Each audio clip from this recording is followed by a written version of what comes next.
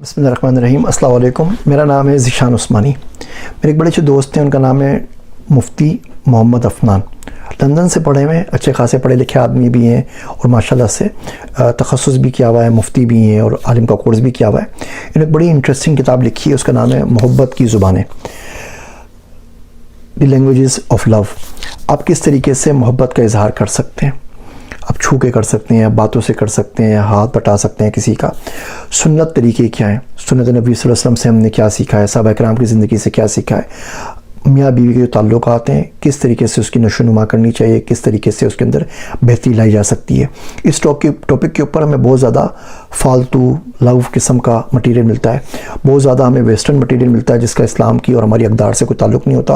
और बड़ी शदीद कमी थी किसी ऐसी किताब की जो मोहब्बत को इस्लामिक तरीके से बता सके कि इस्लामी माशरे में रहते हुए आप किस तरीके से कम्युनिकेट करेंगे, किस तरीके से एक दूसरे का साथ देंगे, किस तरीके से एक दूसरे की मोहब्बत को परवान चढ़ाएंगे। तो इस टॉपिक के ऊपर बड़ी अछूती बहुत इंटरेस्टिंग किताब है। मैंने खुद इस किताब से बहुत ज़्यादा सीखा है।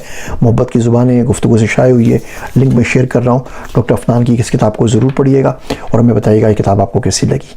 मेरे वास्ते दुआ कीजिएगा। मैं हूँ आप सबका ज़ीशान उस्मानी।